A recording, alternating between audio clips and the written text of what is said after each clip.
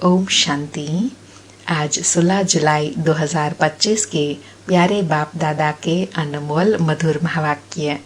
आज की मुरली के सार में मुक्ति जीवन मुक्ति दाता बाबा ने कहा कि सदा यह नशा बना रहे कि जो सर्व का सद्गति दाता है, मुक्ति जीवन मुक्ति दाता है, वह आकर अभी हमारा बाप बना है। हम अभी उनकी संतान हैं।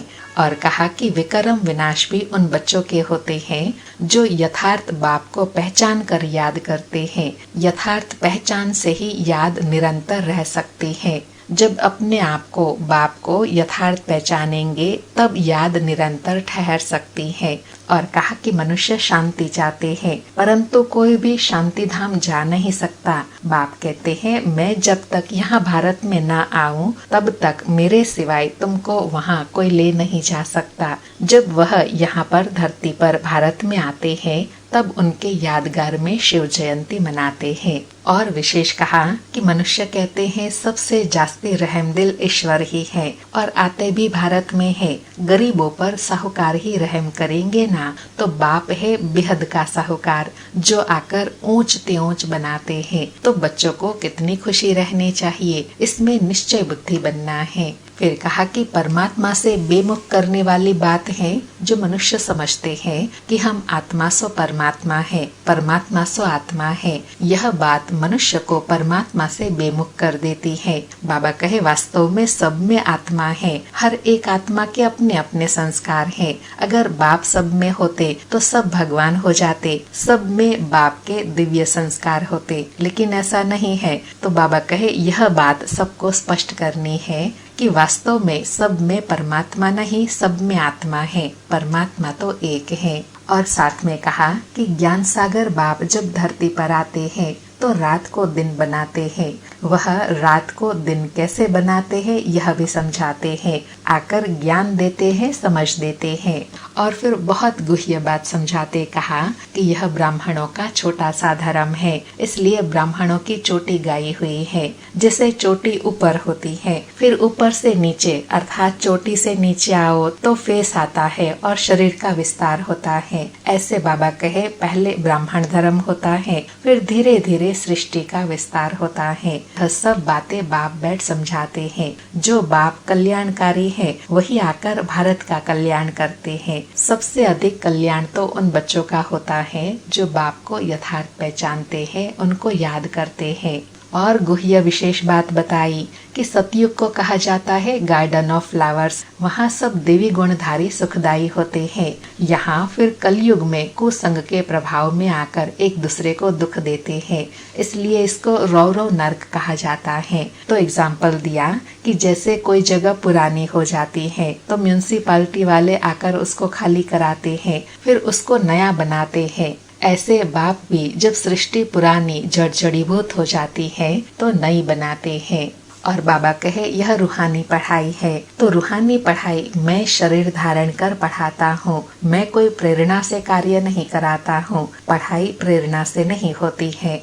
और लास्ट में कहा कि अब पावन बनाने के लिए तुम बच्चे बाप के साथ निमित्त बनते हो। इनको रुद्र ज्ञान यज्ञ कहा जाता है। रुद्र शिव बाबा ने यज्ञ रचा है। इस बेहद के यज्ञ में सारी पुरानी दुनिया की आहुति पड़नी है, फिर नई दुनिया स्थापन हो जाएंगी, पुरानी दुनिया समाप्त हो जाएंगी। इस समय पुरानी दुनिया रावण राज्य में घर घर में अशांति है, फिर सतयुग में बिल्कुल शांति हो जाएंगी। एक धर्म, एक भाषा, एक राज्य होगा जहाँ सभी आत्माएं शांति और सुख में रहेंगी। सुनते हैं प्यारे बाप दादा के अनमोल मधुर महावाक्य। आज बाबा कहे मीठे बच्चे, जो सर्व की सदगति करने वाला जीवन मुक्ति दाता है वह आपका बाप बना है। तुम उनकी संतान हो तो कितना नशा रहना चाहिए। मीठे बच्चे, जो सर्व की सदगति करने वाला जीवन मुक्ति दाता है वह आपका बाप बना है।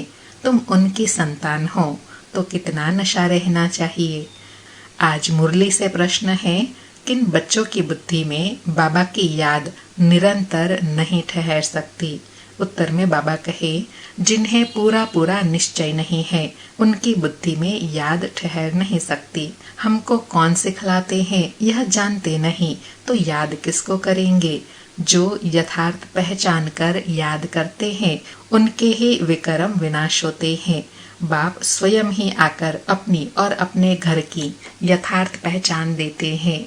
सारी मुरली से धारणा के लिए सार है। पहला पॉइंट, इस पुरानी दुनिया से बेहद का वैरागी बन अपने देह को भी भूल शांति धाम और सुख धाम को याद करना है। निश्चय बुद्धि बन याद की यात्रा में रहना है। दूसरा पॉइंट, हम सो हम के मंत्र को यथार्थ समझकर अब ब्राह्मण सो देवता बनने का पुरुषार्थ करना है। सभी को इसका यथार्थ अर्थ समझाना है। आज प्यारे सतगुरु का वरदान है, अंतर्मुखता के अभ्यास द्वारा अलौकिक भाषा को समझने वाले सदा सफलता संपन्न भव। अंतर्मुखता के अभ्यास द्वारा अलौकिक भाषा को समझने वाले सदा सफलता संपन्न भव। स्पष्टीकरण है, जितना जितना आप बच्चे अंतर्मुखी स्वीट साइलेंस स्वरूप में स्थित होते जाएंगे, उतना नैनों की भाषा, भावना की भाषा और संकल्प की भाषा को सहज समझते जाएंगे। यह 3 प्रकार की भाषा रूहानी योगी जीवन की भाषा है। यह अलौकिक भाषाएं बहुत शक्तिशाली हैं।